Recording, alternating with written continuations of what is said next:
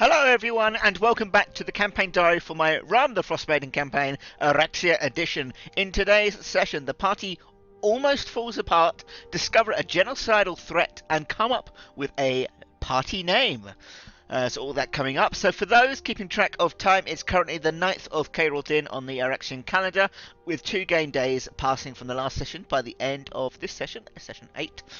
1 day away from the election in Goodmead. It's supposed to note as well. Oh my god, what a session! This is what I have to say.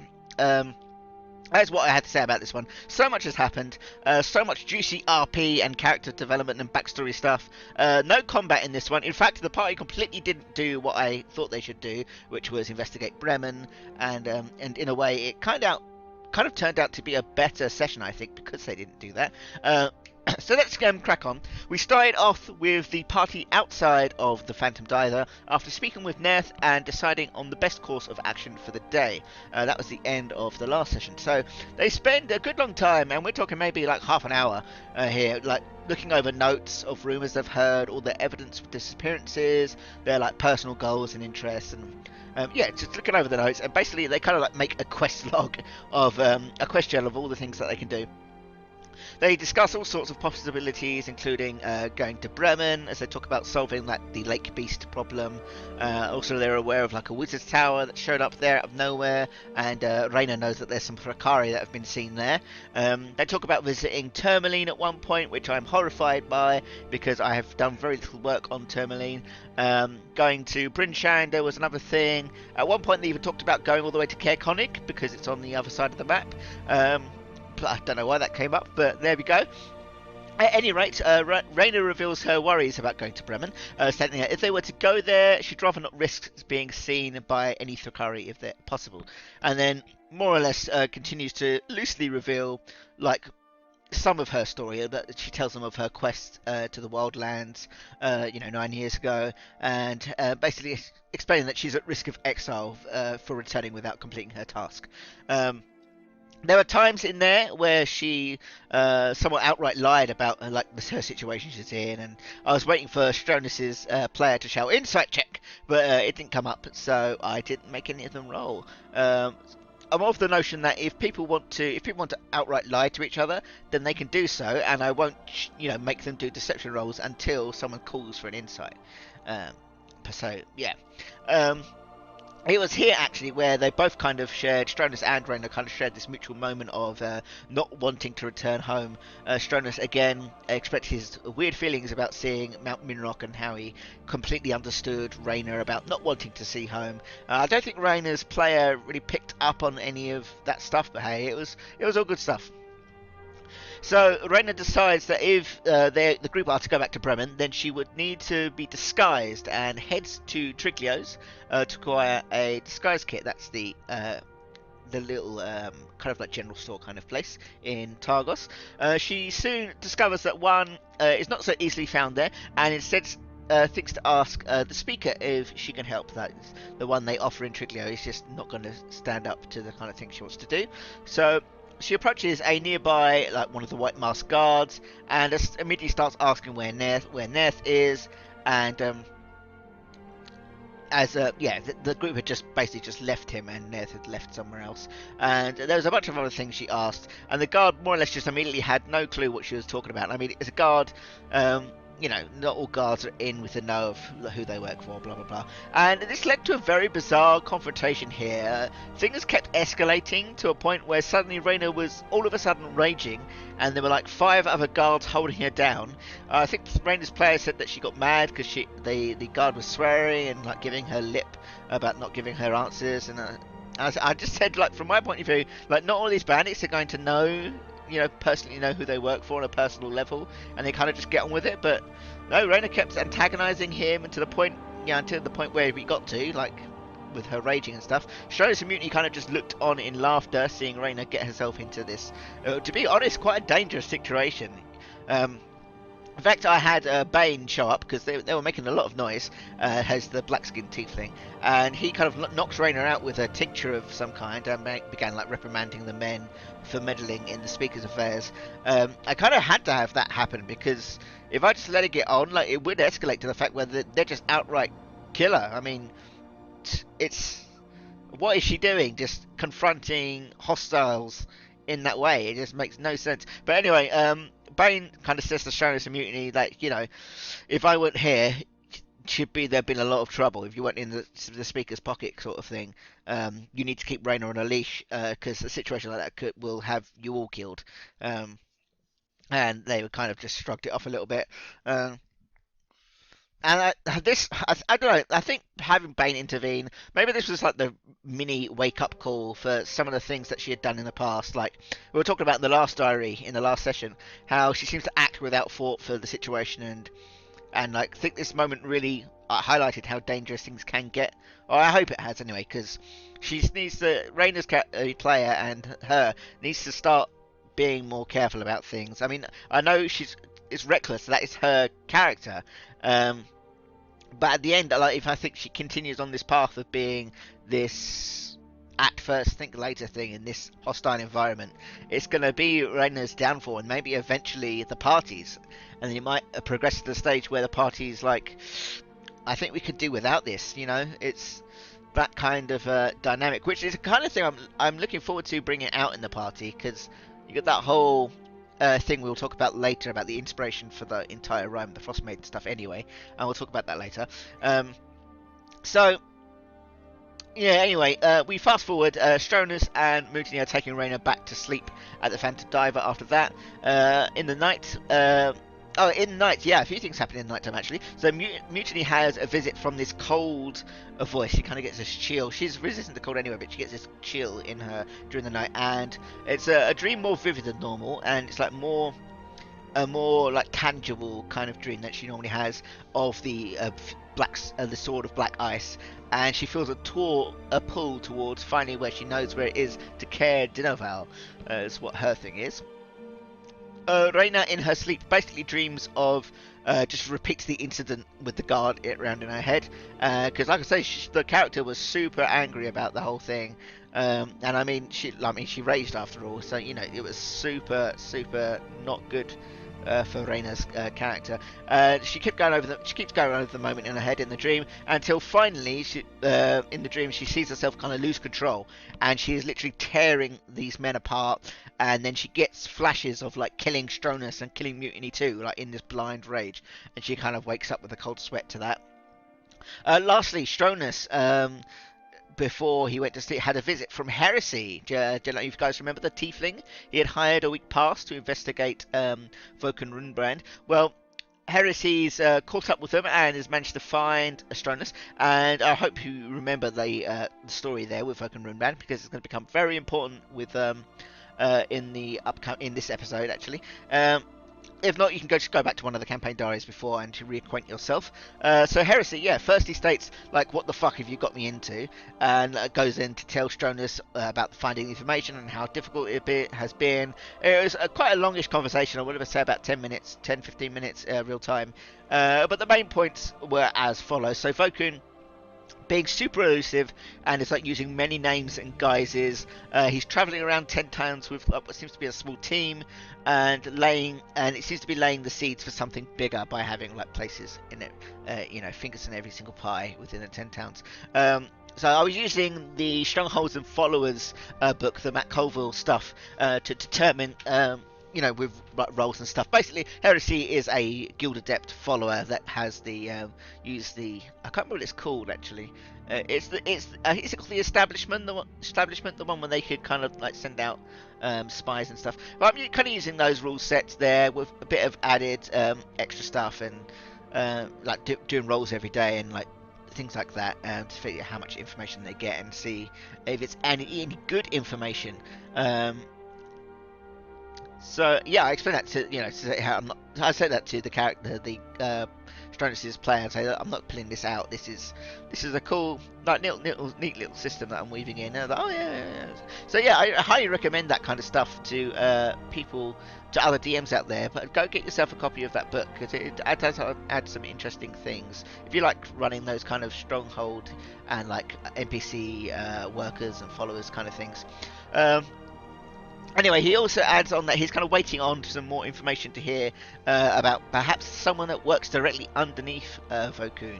But it's like he's a bit uneasy about going further in the investigation. He thinks he might have been followed at some point. But he's taken payment. He's promised to try and uncover the name and will be in contact with the near future. What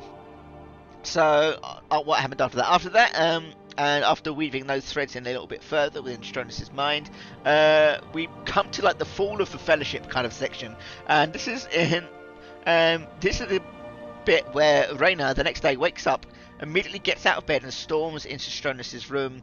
She kind of grabs him by the neck and like throttles him to the bed, like she's near the point of raging, and she's like shouting at him to why he didn't help her, the day before. Why you didn't come and help me? Why didn't you come and help me when I called for it? Instead of just standing there and laughing at her. And like a full-on kind of like argument ensues where like various different things come out, like how she keeps falling in battle, getting herself into trouble, like the whole reliability of the group, different trust level issues, blah blah blah. And then like in the end, Mutiny arrives and like fires a warning shot above Reyna, who then like meanly kind of snaps at her, who like quickly prepares another arrow to shoot her more or less straight in the face. Reyna does calm down a little bit and then just storms off after leaving the room, and then Stronus and Mutiny have a moment there where he kind of asks like why is it always him that gets the brunt of her anger, and like Mutiny kind of agrees that Reyna needs to rein it in, no pun intended, and like be more careful about what she does, or if she's going to get everyone killed, how she's too brash and like not aware of the situations, blah blah blah. While this is all going on, Reyna's like outside on the docks somewhere, just looking off into the mist, and like just seething with emotion. I get her to roll to feel out for the spirits of the world with her insight, but she feels nothing. And when I say nothing, I mean like there's no presence at all. Any link to the spirits have gone in that moment, and she's like, oh. Reyna's character player just literally did an audible oh, like I've effed up here, kind of thing.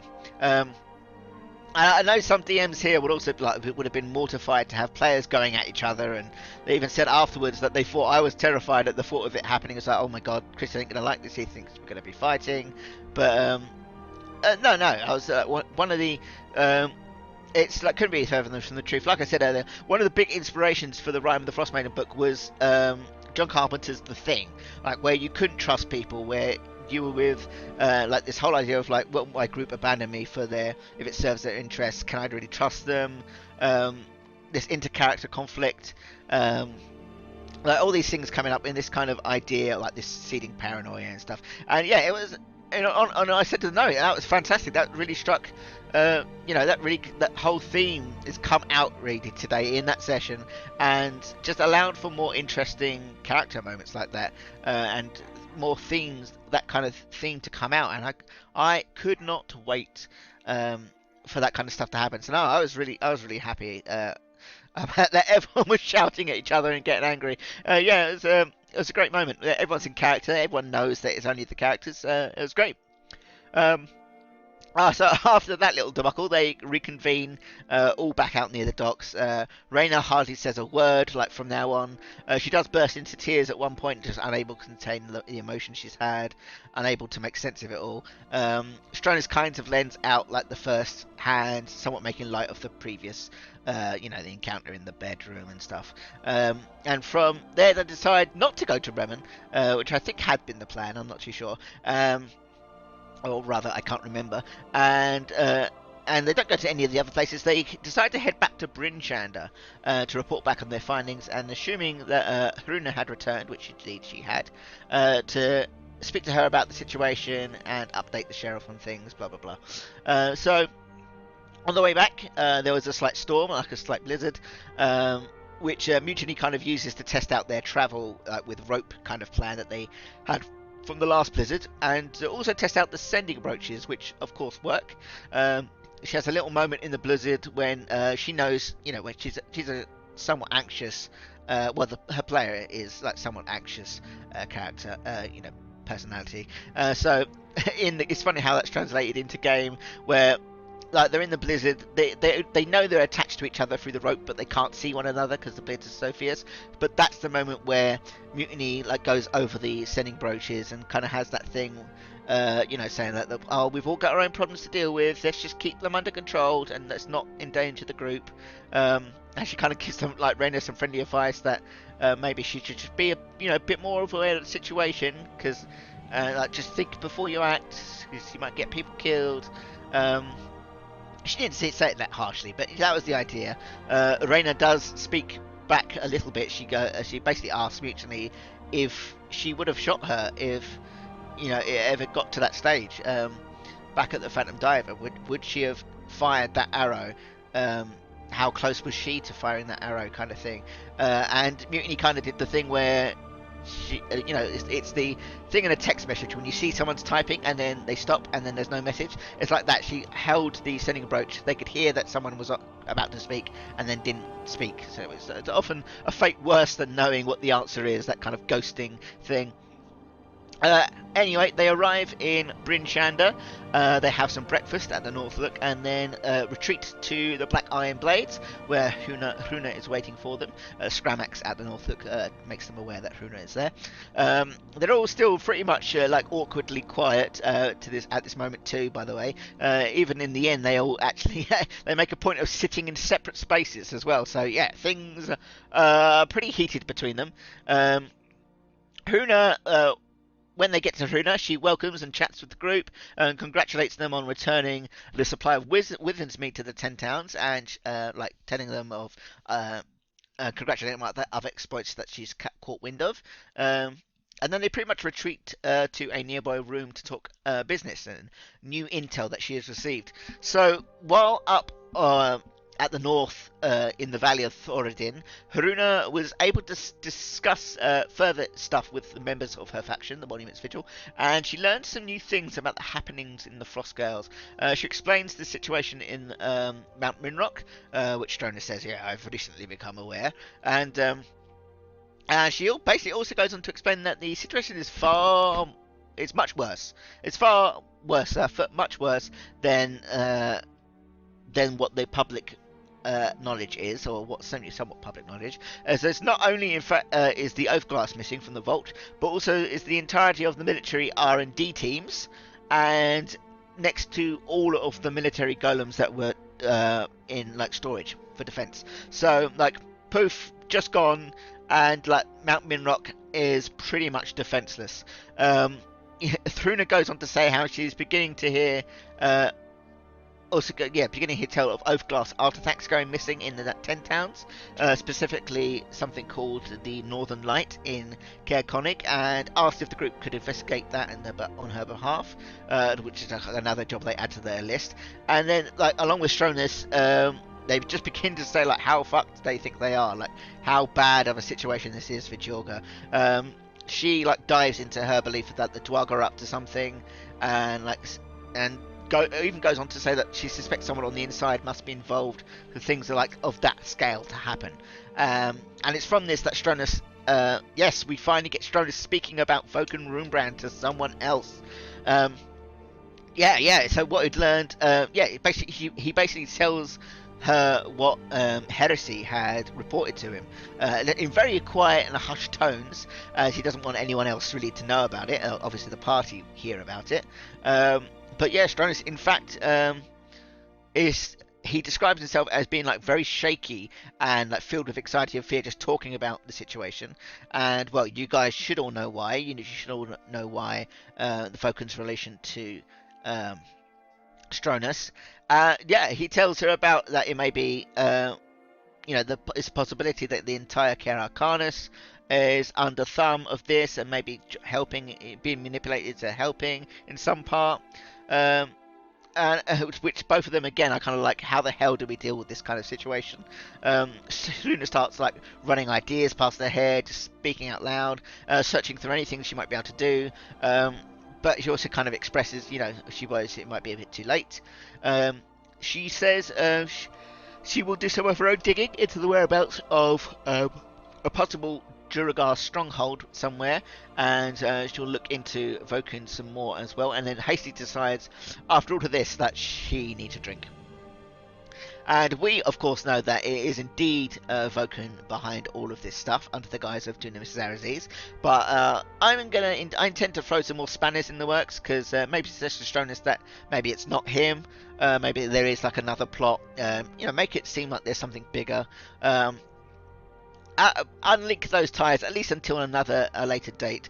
One thing I do have going for me is the fact that, you know, Zarazes is, you know, another character. It is a guy, so if they do encounter Zarazes, if they do encounter Dunamis, they will, you know, they won't immediately think, oh, that's Voken, you know, because it's no fun if they start putting together this early, this kind of stuff. But I don't think so anyway. It's not as fun for me, selfishly. However, so they all head off to the Northlick to drink, and I believe like I think Haruna is the only one who really takes it, has a drink, because the rest have pretty much had their fill. Stronus is kind of like too awestruck as well with like the recent news of what's happened, like the incoming war, and like Rayna's still a bit bummed out about the group, so she doesn't really say anything. Mutiny is quiet as always. They took about a few other things they encountered, anything other than the bombshell really. Is what they talk about to take the things off their mind. The party do give the fourth sending brooch to Haruna, which is the person I wanted them to give it to, because it's become quite a cornerstone for the group. And yeah, so they give that to her so they can keep in touch. After that, Haruna suggests that they go speak to the sheriff to update the sheriff on the missing persons case, which they promptly do so. Who, by the way, when they see him, it's kind of like eating his lunch. They kind of make a comment that every single sheriff they've met so far has been eating their lunch when they've met them, which I don't know if it's true, but that's what they said. Yeah, and the sheriff like thanks him for the work, and explains how his manpower is somewhat low, having to help the speaker with an oil shortage at the moment. We'll talk more about that later. He provides the group with like an audience with the speaker. He kind of suggests like, would you like to speak with the speaker perhaps? And Speaker Devessa Shane, a woman they have not yet seen, and also head of the Council of Speakers, they meet with her in a large town hall in her office, and I describe her as looking like the most noble person that they've seen so far. They could clearly tell that this is, you know, part of the nobility for Frostgales.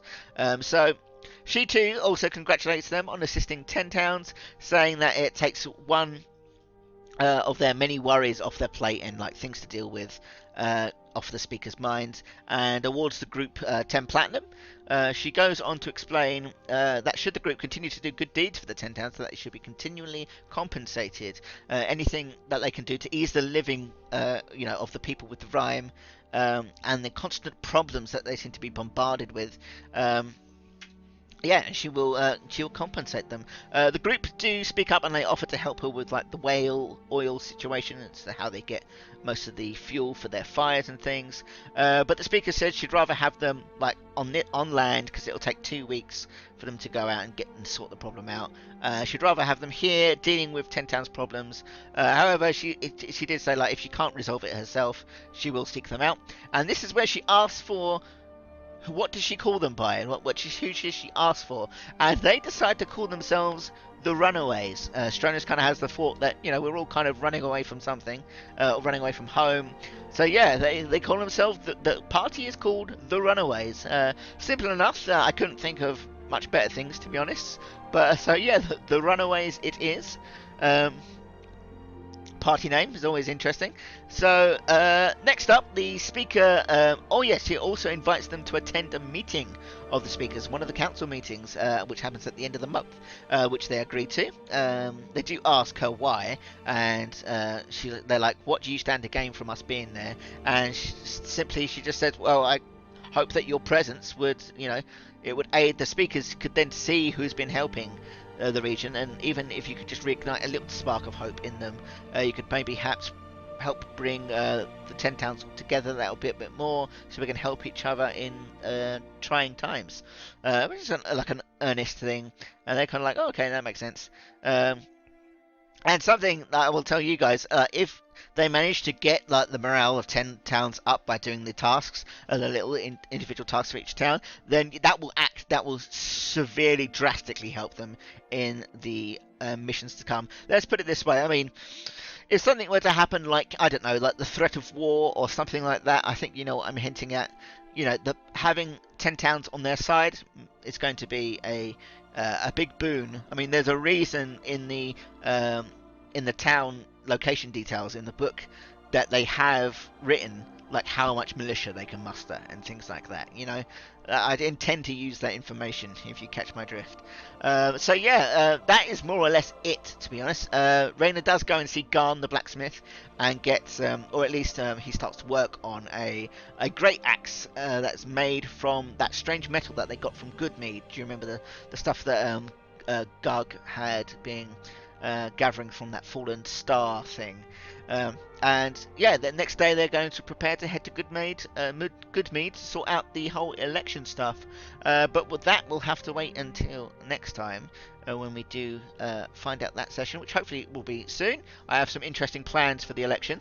So it's a shame they didn't go to Bremen, really, as there was a lot more Rain Story stuff there, and a lot of cool NPCs to meet. One of my favourite NPCs in my campaigns is there. And yeah, we would have got to see our whole other side of the story unfold, Raina's side, and the fallout of that, which is more juicy stuff that I can't wait to share with people. But alas, it will no doubt have to wait until the election stuff is done. I do think they are intent on going to Bremen because they want to check out that stuff. So yeah, I'm glad we had some good character moments in that in this one. Got to see some good we got to see more of the more immediate emergent plot develop as well, the whole Dwargar stuff. Got a lot of people, a lot of them, the players send me messages saying that was that was some of the best RP we've had so far, and things like that. And which, yeah, I wholeheartedly agree. That was even Raina's stuff when she was getting down in the dumps and thinking about her consequences after the fact. That was so much better than just her brash stuff that she's doing, used to be doing. It's it's really quite a good, interesting session. So once again, thanks everyone for listening. That was session 8, An Uneasy Fellowship, and we will see you guys next time.